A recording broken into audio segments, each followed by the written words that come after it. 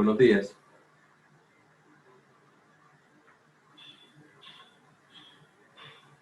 Aló.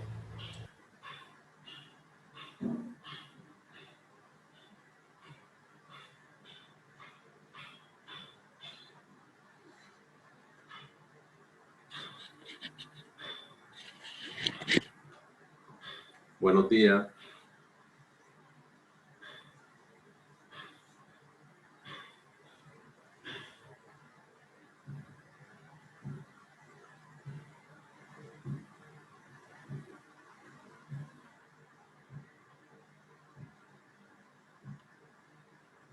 Aló.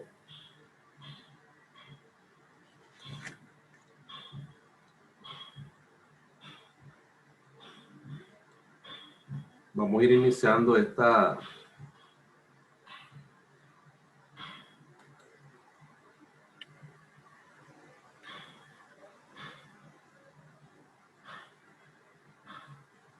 Hola Noema.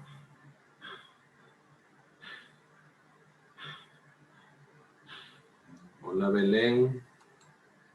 Hola Sonia.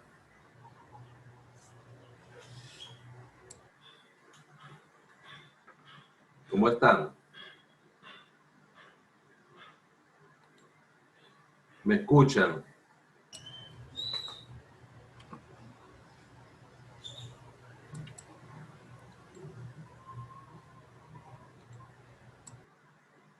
Vamos a ir tocando algunos temas que tienen que ver con la sesión de hoy.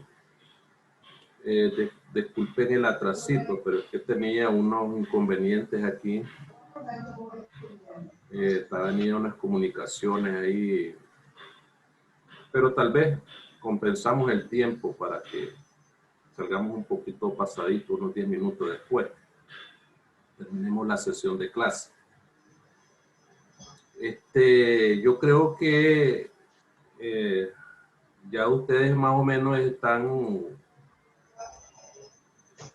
han conocido, ¿verdad?, el material que se han dado, o se han identificado con el material que se les ha mandado, se les ha enviado en la plataforma.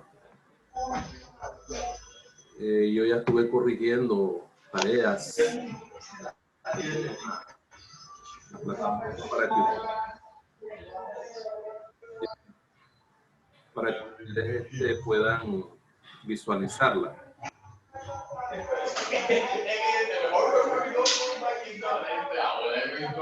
Por favor, silencio los micrófonos, por favor. Por favorcito, gracias. Gracias. Entonces, ahí está, pues, no sé, en la clase de hoy, pues, como yo les había dicho a Sonia en la clase anterior, que podían ustedes ir haciendo sus preguntas, ir haciendo sus comentarios, sus reflexiones a los temas que están ahí, ¿verdad? Cada sesión de clase, pues, para eso que nos conectamos, para ir evacuando esas dudas que ustedes tengan respecto a los temas que están elaborados ahí, que están establecidos ahí.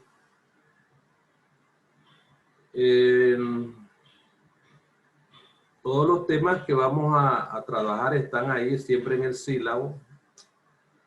El comercio mundial, la productividad del trabajo y la ventaja comparativa. Esa sería la sesión 2. Y un tercer tema serían las economías externas de escala y la localización internacional de la producción. Antes de entrar a estos detalles, pues estos son temas que ya están ahí en las diferentes lecturas que ustedes tienen. Yo quisiera escuchar si tienen alguna duda.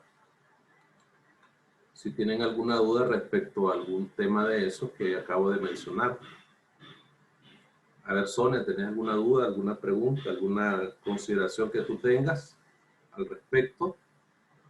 Belén o Noema, cualquiera de los que están aquí, ¿verdad? Podemos ir evacuando esas dudas. Más o menos ustedes pueden entender qué cosa es la ventaja comparativa, cuál es su importancia en el comercio internacional. Pueden diferenciar dos términos muy importantes en las relaciones económicas, además de la ventaja comparativa, ¿verdad? Otros aspectos que tienen que ver con el comercio internacional, como es la productividad, ¿verdad? Las economías de escala. Yo decía en uno de los videos, por ejemplo, que las economías de escala no solamente son una economía que refieren a una productividad en escala, por decirlo así, de una determinada empresa nacional. Pero como estamos hablando de relaciones económicas internacionales, esas empresas, cuando hablamos de relaciones económicas internacionales, no vamos a hablar de empresas internacionales, no es así el término. Vamos a hablar de empresas transnacionales, ¿verdad? Que son las empresas que se incluyen o entran dentro de una comercialización o relación económica entre países. En la parte de la clase anterior yo hacía mención, incluso en el video de presentación hablo sobre qué son las relaciones económicas internacionales. En las relaciones internacionales juegan un papel fundamental una cantidad de actores económicos, sectores económicos, la empresa privada, el turismo, ¿verdad? El transporte, la inversión extranjera directa es un segmento importante en el comercio internacional. Entonces, diferenciar términos como el comercio internacional y el comercio exterior, no vayan a creer que es lo mismo, es totalmente diferente. ¿Verdad? ¿Aló? ¿Me están escuchando? Entonces, la base principal del comercio internacional se encuentra en las distintas normas y reglas que están establecidas en el marco de la Organización Mundial del Comercio. ¿Me explico?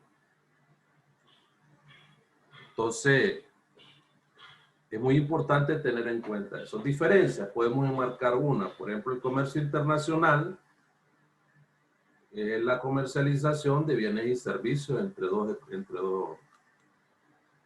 dos países,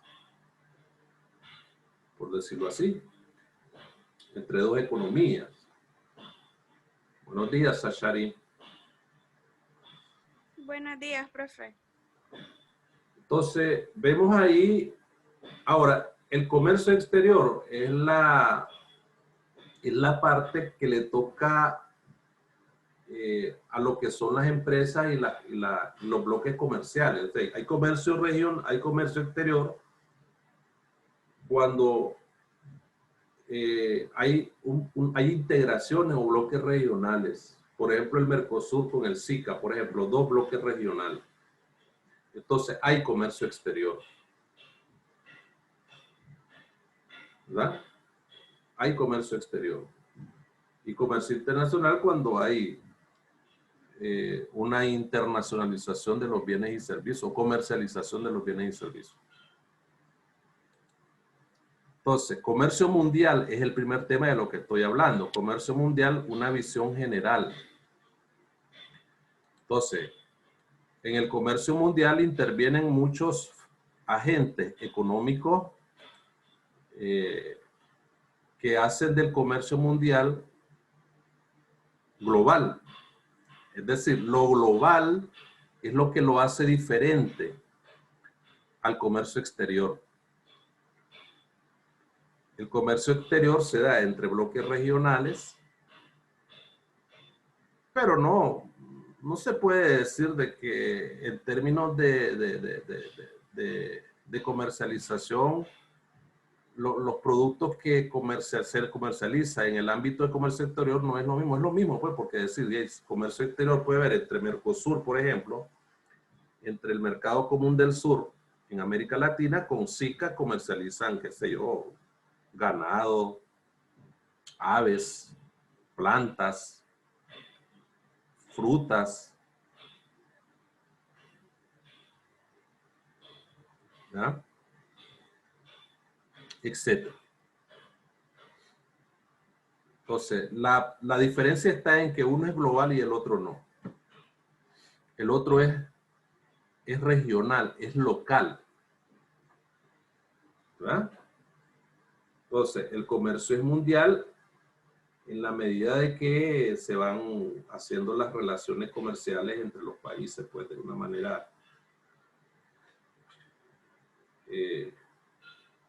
más fluida. Pues. Pregunto, ¿tienen alguna pregunta? ¿Tienen alguna inquietud a lo que han leído? ¿Tienen alguna complejidad en los temas que han estado leyendo? Para poderlas evacuar aquí, porque de eso se trata, la conexión con ustedes de 11 en la hora que vamos a estar es para evacuar esas dudas, ¿verdad? Y yo aclararlas, ¿verdad? Sachari, ¿no tenés ahí una duda? Hasta el momento no, profe. Ah, Hasta el momento no. ok. Hasta el momento no. Bueno, pues. Entonces, por eso es la verdad. Entonces, otra cosa que es muy interesante es ver cuando hay ventaja comparativa. Es decir, aquí hay dos cosas para que podamos entender. Hay dos cosas, hay dos aspectos muy interesantes aquí. Productividad del trabajo y ventaja comparativa.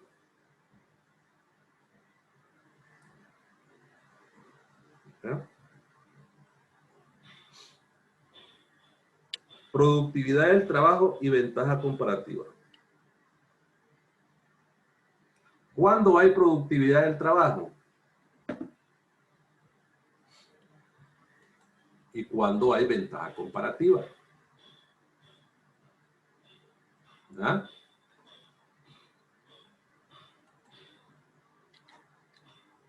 Entonces, vamos a entender productividad laboral o del trabajo cuando la relación entre el trabajo desempeñado o los bienes producidos por una persona en su trabajo, ¿verdad?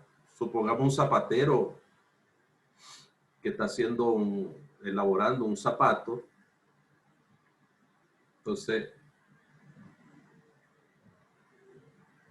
es entendible de que si el producto sale con cierto grado de utilidad a la hora de que se realiza el trabajo, entonces existe productividad del trabajo. Entonces la productividad del trabajo es tangible, se ve, a eso me refiero. La productividad del trabajo es tangible, se ve, se puede observar cuando hay productividad del trabajo. Te voy a decir lo más simple, para no darte mucha palabrería. La productividad del trabajo es tangible y se ve cuando hay eficiencia en el trabajo. Entonces hay una relación que vos podés entenderla o la podemos entender, que hay productividad del trabajo cuando hay relación en el trabajo desempeñado y el producto final. Eso es productividad del trabajo. Hay relación entre el trabajo desempeñado y el producto final. Entonces vos te vas, el zapatero hizo el zapato en el taller y comienza a producirse el bien, ¿verdad? Y después del bien viene se provee al mercado el ciclo económico que se llama, el ciclo económico, producción, distribución, comercio y venta. Y te vas a un centro, a un establecimiento y el último proceso que llega el producto es cuando ya el consumidor lo compra. ¿Estamos claros? Entonces, el zapato llegó hasta el mercado. Entonces ya el productor, como existe un libre mercado, perdón, el consumidor, como existe un libre mercado, el consumidor va a elegir si va allá o va acá, si va recto o va después, etc. Si me gusta esa tienda, ahí entro. Si me gusta esta, ahí entro. Si voy a una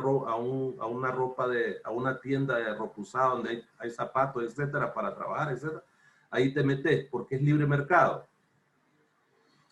Pero no es que el libre mercado o la libre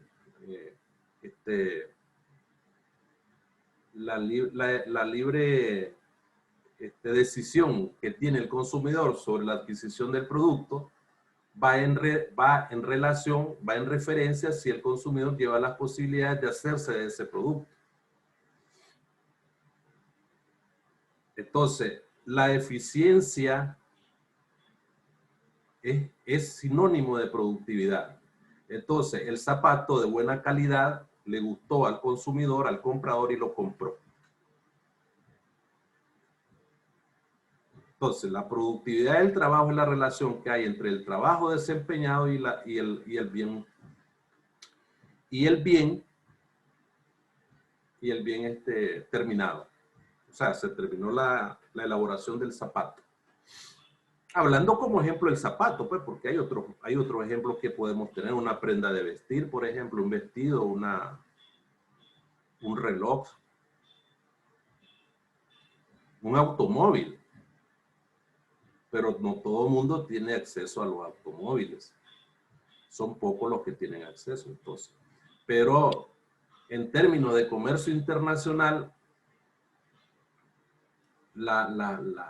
los bienes de mayor peso en las relaciones económicas internacionales en cuanto a, perdón, en cuanto a transacciones, son los automóviles, ¿ah?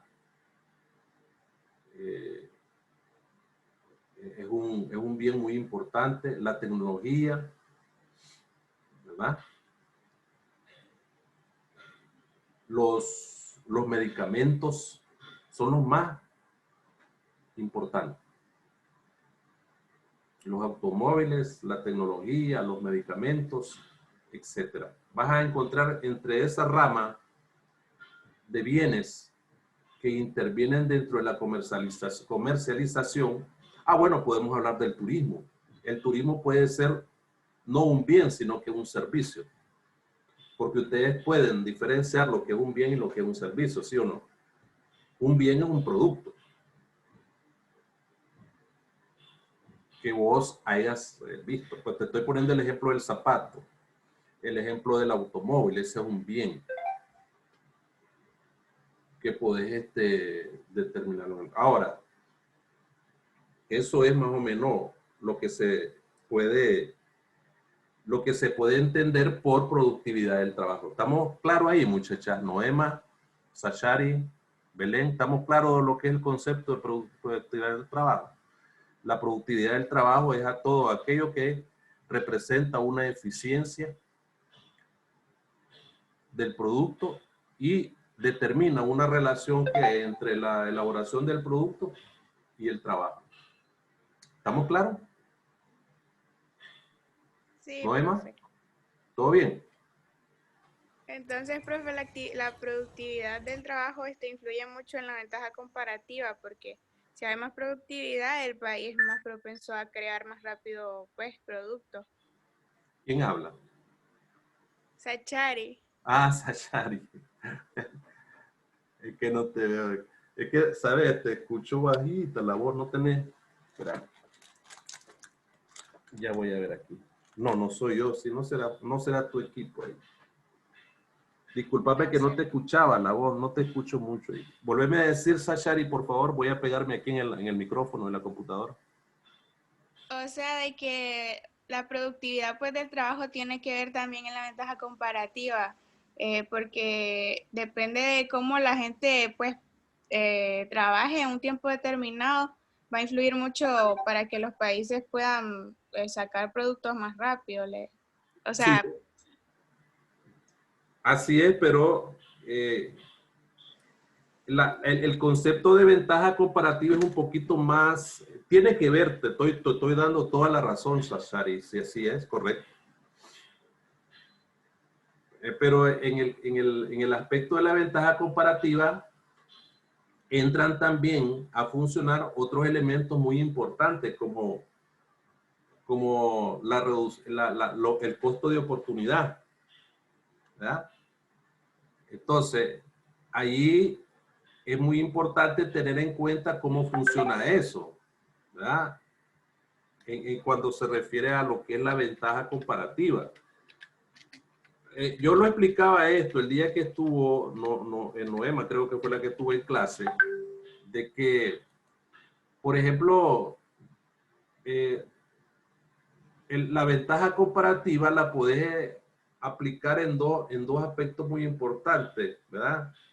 Vas a poner, digamos, a un profesional y a un hombre que no sea profesional, por ejemplo, un abogado, un doctor, y el otro que sea albañil, jardinero, ¿verdad?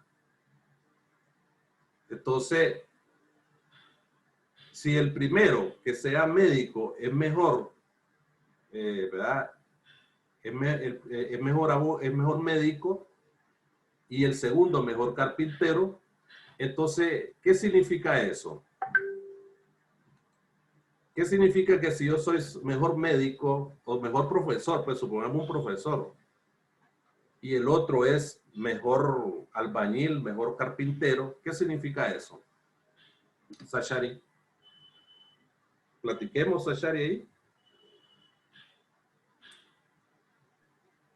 yo supongo que depende de lo que el país quiera obtener. Si usted es un mejor médico que el otro, yo me iría pues con el mejor, supongo. Perdón. O sea que hay una ventaja entre los dos, pero dependiendo de qué se requiera, porque si yo requiero a un médico, voy a buscar al mejor. Es correcto. Excelente, Sashari, excelente. Usted va a buscar el mejor, pero para que usted busque el mejor, ¿qué tiene que hacer el médico? Prepararse, ¿no? Prepararse mejor. Porque su función, su trabajo es ser médico. Entonces, cada quien tiene la oportunidad o el costo de oportunidad de prepararse mejor en lo que es, ¿verdad? En lo que él representa, el servicio que él da. Si el médico es, por ejemplo, un buen médico, él se ha preparado toda una vida. A nosotros los docentes nos pasa igual que el médico. El docente tiene que estar leyendo todo el tiempo para poder dar una buena conversación con el estudiante sobre su clase. Igual el médico. Entonces, ¿cuál elegís vos? El médico que se preparó mejor. Bueno, uno nunca sabe, pues a veces se da cuenta uno cuando dice, bueno, ese médico, la verdad que no se levantó ni para tocarme los oídos. Hasta en eso, pues, pero en eso te fijas vos, me fijo yo, se fija cualquiera. Llegaste a la clínica y ese médico ni siquiera se levantó ni te puso el aparato en el corazón. Perdón, para medirte el ritmo de los latidos de tu corazón o el pulso. Entonces decimos, ese no es médico. Yo soy uno, yo inmediatamente digo, ese médico no sé. ¿Cómo hacían los médicos antes? Pues los médicos antes así expresaban las enfermedades. Bueno, ya estamos claros en esa parte. Lo mismo sucedería con el albañil o el jardinero. Se va a especializar mejor en cómo cuidar las plantas, cómo regarlas, cómo abonarlas, etc. Entonces, cada quien se especializa mejor en lo que tiene para poder hacer qué. Cada país se especializa en lo que puede hacer, no para tener ventaja absoluta, porque eso yo se lo explicaba a Sonia en la clase anterior, en el video de la clase anterior, porque hay ventaja absoluta, pero en ventaja absoluta no pueden comercializar, no pueden tener relación comercial los países que no tienen las capacidades para poder hacer. Aún así, en el mundo comercio global en el que nos encontramos, los países tienen que integrarse para hacer frente a una competencia internacional en la comercialización de bienes y servicios, incluyendo servicios. ¿Estamos claros? ¿Qué cosa es el médico? El médico no es un bien. Lo que da el médico, ¿qué cosa es? Un servicio, ¿sí o no, Sashari? ¿Verdad? Sí, profe, es un servicio. Es un servicio. Ya provee su trabajo, su Correcto. función. Entonces, lo mismo sucede con los países. Ok. Entonces, yo le decía a Sonia en la clase pasada, es cierto, David Ricardo le critica a Adam Smith sobre su ventaja absoluta y le dice, bueno, esto no es así. Pues yo le decía, la ventaja comparativa y la ventaja absoluta, el que la construye es Adam Smith y la ventaja comparativa es de David Ricardo. Entonces, hay una serie de fórmulas ahí muy importantes, pero no nos vamos a meter mucho a fórmulas, con simple y llanamente como yo se las estoy planteando. Entonces,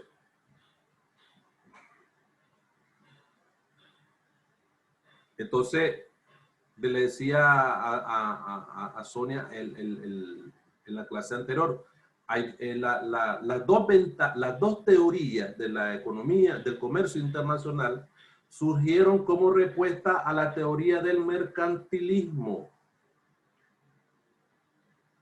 Cuando el mercantilismo suponía que la riqueza de una nación se basaba en la capacidad de bienes preciosos, oro, plata, que podía exportar el país, porque ustedes saben que en ese tiempo, cuando surgen estas teorías, estaba, como decimos entre comillas, en zafarrancho, lo que es la exploración de la exploración geográfica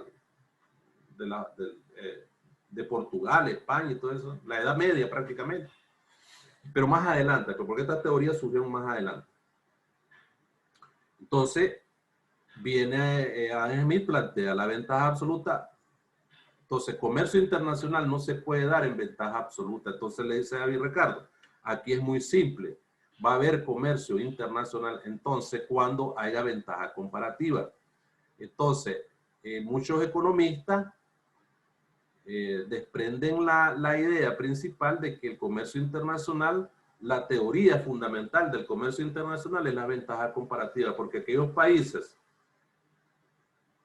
se van a especializar mejor en lo que producen para poder hacer frente a la competitividad internacional. Entonces, ¿cómo vas a hacerlo? ¿Cómo lo van a hacer? Es ahí donde entra básicamente a jugar un papel fundamental la economía de escala. Hay un video de economía de escala que yo se lo mandé a ustedes también ahí. Imagino que ya lo vieron.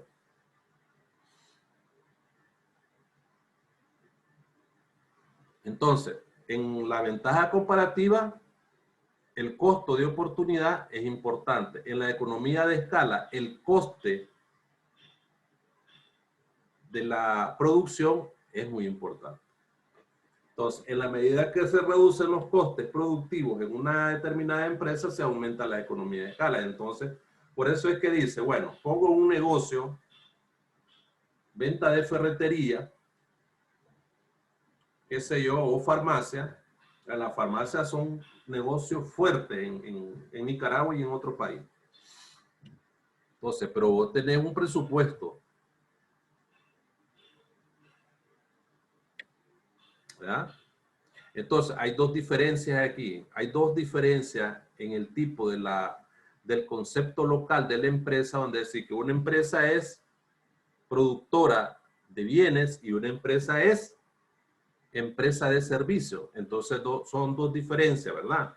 Entonces, una empresa que produce bienes y una empresa que no produce bienes. Pero en ambas se tiene que dar una economía de escala, dependiendo la estrategia que utilice cada quien cada dueño de empresa o cada socio o cada, ¿cómo se llame? La banca en los países, las finanzas, son servicios, no son empresas de bienes, productor de bienes. ¿Ah? Entonces, ahí es que hay que entender cómo se dice la situación, ¿verdad? Cómo se va a ir bueno, me está mandando a decir el Zoom que faltan 10 minutos, pero vamos a ir aprovechando. Creo que ya solo me quedan 2 puntos ahí. Entonces,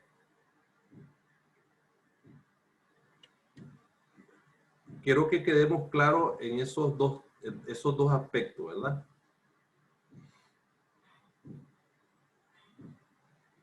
Cuando hablamos de eso, cuando hablamos de la productividad, cuando hablamos de economía de escala, cuando hablamos, mire lo que he estado explicando y resumiendo esa parte primera.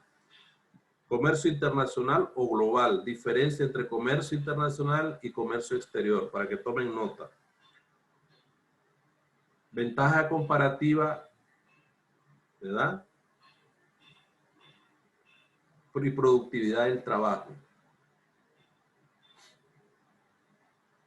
Y economía de escala.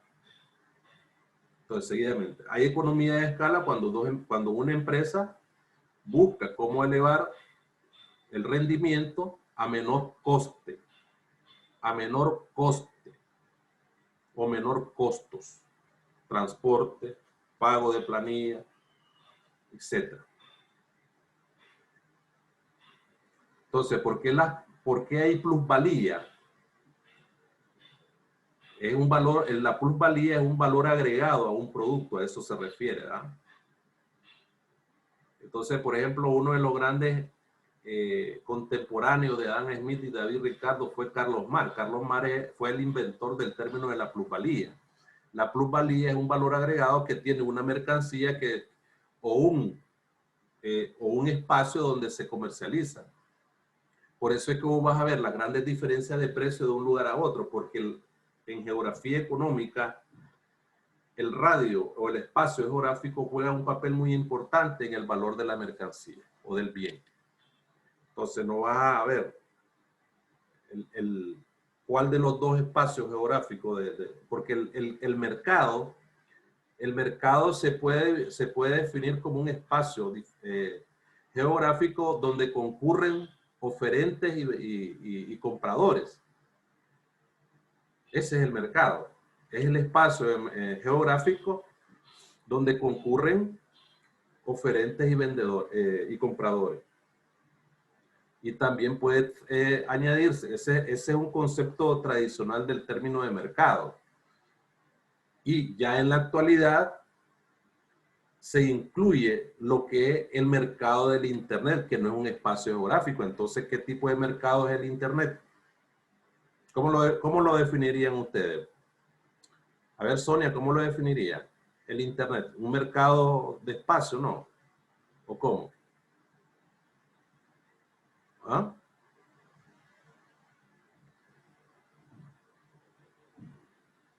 Es un mercado en línea, ¿no? No es un espacio geográfico. Entonces, por lo tanto, La plusvalía viene a darle valor a la mercancía, es un valor agregado. Entonces, la riqueza del capital se basa en la plusvalía que obtiene de la comercialización de bienes. Y en eso tiene que ver mucho lo que es el espacio geográfico. Entonces, no es lo mismo el producto que va a ir a comprar a Metrocentro, a Multicentro, que el que vayas a comprar al mercado oriental. Entonces, ¿dónde hay más plusvalía? En Metrocentro y Multicentro. ¿Sí o no? Que en el mercado oriental. Entonces, la economía de escala, estamos hablando de eso. Entonces, la localización internacional de la producción, que es otro, aquí ya vamos a ir cerrando, aquí cerramos la sesión 2 con ese término. La localización internacional de la producción no es más que la transferencia local de la producción o el traslado, voy a usar un término más sencillo, es el traslado de la producción local o de las empresas locales de una determinada economía desarrollada a un país. En este caso puede ser la inversión extranjera directa. Pero la deslocalización significa de que todo lo que la empresa tiene en el país de origen lo traslada al país de destino. ¿Estamos claros? No supongamos de que rompe la localización de la empresa en el país donde desarrolla. Supongamos McDonald's, por ejemplo. McDonald's es una empresa alimenticia de servicio. Creció y se desarrolló en el lugar donde nació. Y se deslocalizó y fue a andar por todo el mundo poniendo sus agencias distribuidoras de alimentos, etcétera.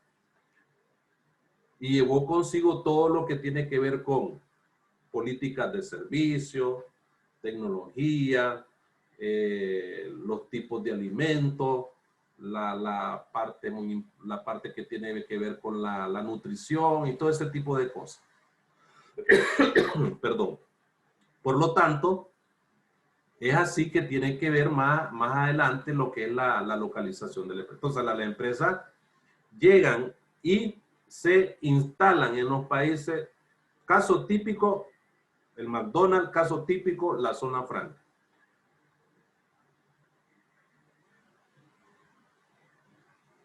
Pero ellas no renuncian a su estructura local. Lo que sí es que trasladan todo lo que tiene que ver con lo que les dije, su tecnología, los servicios, las políticas de servicio, etc. Todo eso se considera como la deslocalización de la empresa, la deslocalización internacional de la empresa. Por eso es que nacen las transnacionales o las empresas transnacionales. Las empresas de comunicación, por ejemplo.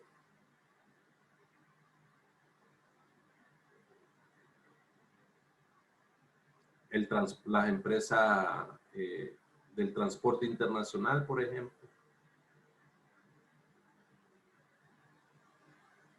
Las empresas agrícolas, por ejemplo. Bueno, las zonas francas son empresas que son de servicios, pues, entonces, perdón, de producción de tela. Entonces, con mucho más razón, estas empresas, zona franca, trasladan toda la tecnología, porque en Nicaragua no hay tecnología para la que usan en la zona franca para desarrollar su productividad.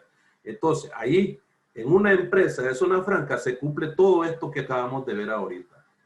Se cumple comercio internacional, se cumple lo que es la efectividad del trabajo o la productividad del trabajo. Se cumple lo que es ventaja comparativa. ¿Ya? Pero hay que ver las reglas del comercio internacional, cómo es que se va a hacer esa transferencia. Si se va a hacer en el marco de un tratado comercial o se va a hacer en el marco de una relación bilateral que hay entre dos países, por ejemplo. Y recuerden que esencialmente el que mantiene el comercio internacional entre dos países, entre dos estados, entre dos no es la empresa pública, es la empresa privada, las microempresas, todo lo que es el comercio. Pero son reguladas por las políticas de comercio del Estado. Entonces, muchachas, nos vemos en la próxima exposición, pero vénganse con un poquito más de preguntitas para que interactuemos bastante, muchachos, y que no sea que solo yo hable y hable, pues, pero claro que de mí se trata todo, pues, estamos claros en eso. Pero quisiera que me pregunten, porque así la sentimos más dinámica la cuestión, pues, entonces, yo hasta aquí voy a llegar, los espero en la próxima clase, pues, ahí disculpen que les mandé, tenía unos atrasitos ahí, pero logramos abarcar lo que es la sesión. Cualquier consulta, cualquier situación me la hace llegar. Incluso ahí está abierto mi WhatsApp para que me lo hagan llegar. Muchas gracias por la atención y nos vemos en la próxima sesión. Muchas gracias, cuídense, adiós.